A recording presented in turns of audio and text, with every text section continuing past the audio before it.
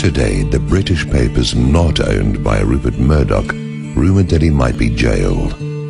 Americans, even Brits, have little or no idea what is at risk here. There's simply no one who can report it when the individual who not only controls the world's largest news organization turns out to be, well, what?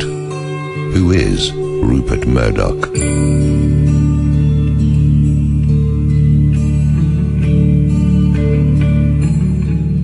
What he is not is an Australian right-wing billionaire. Murdoch, though born in Australia, is an Israeli citizen and Jewish.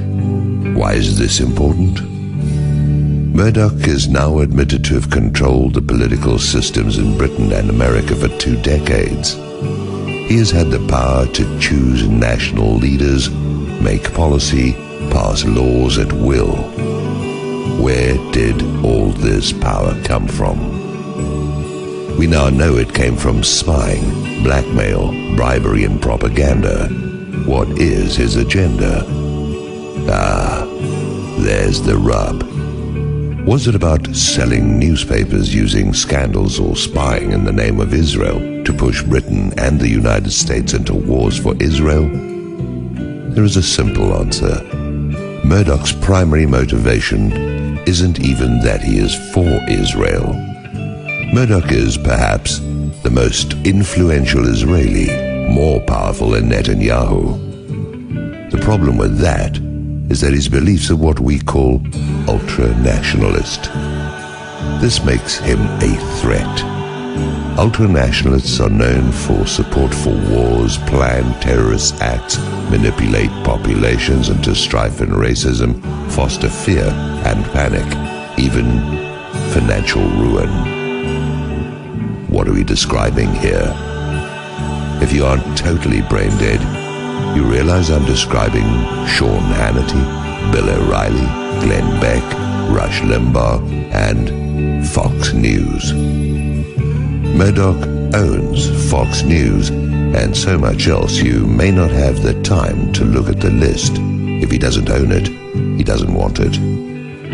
Fox is a network, and Murdoch owning so many newspapers across America and being a foreigner shouldn't be able to control such a thing. How did he do it?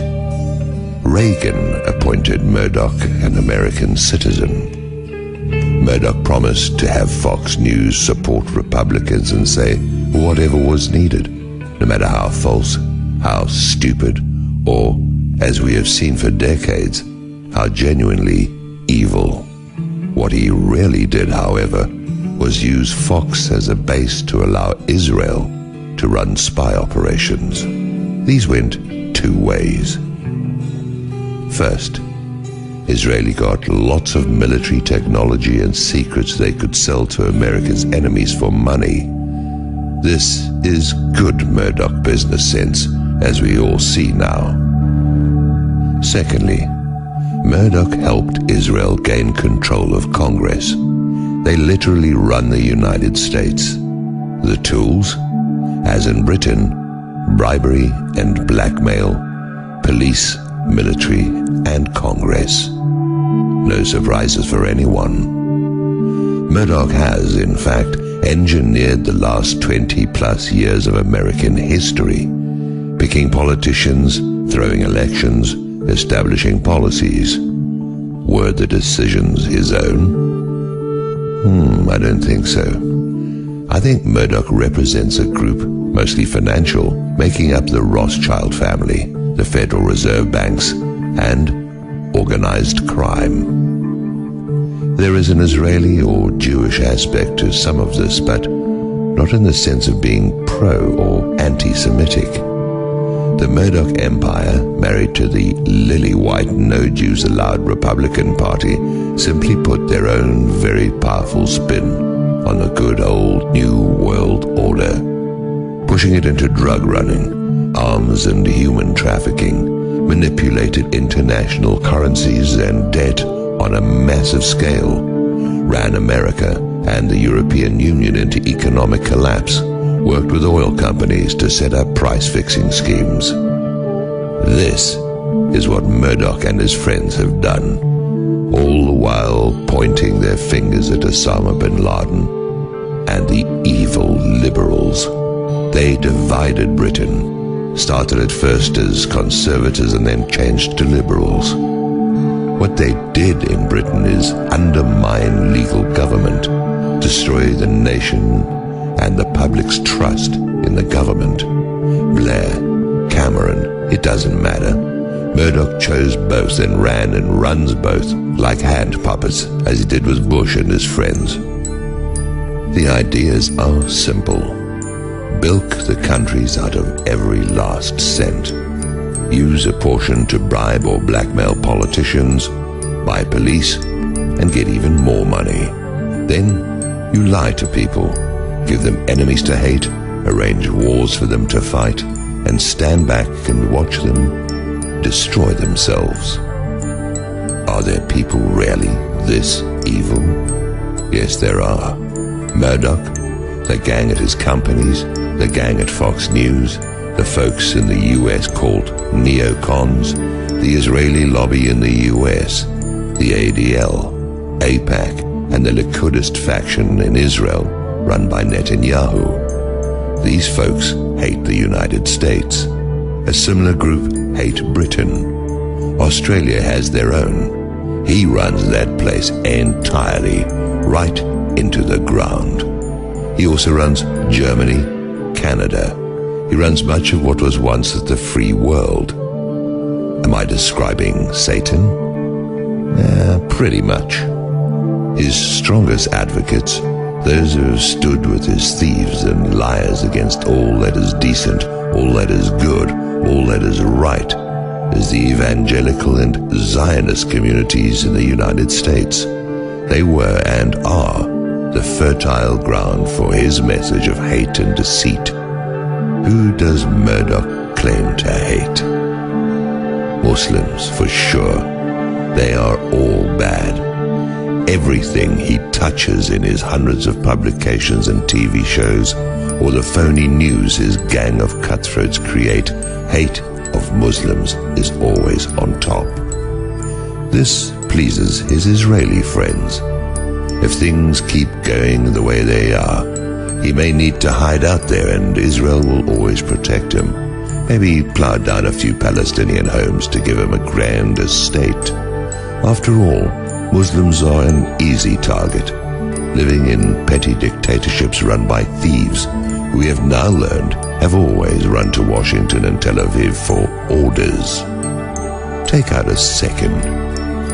Think of the word Palestinian. Do you also think terrorist?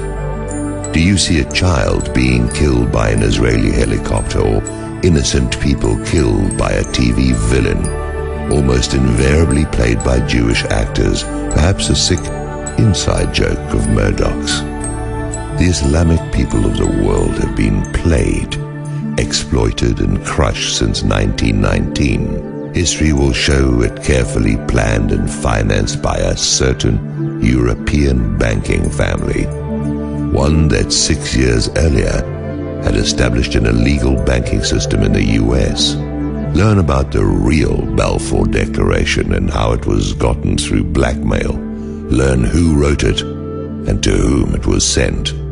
The story reads exactly like the things that are coming out in Britain day after day. Murdoch tells his followers to hate smart people. There has to be fear of the educated, the elites.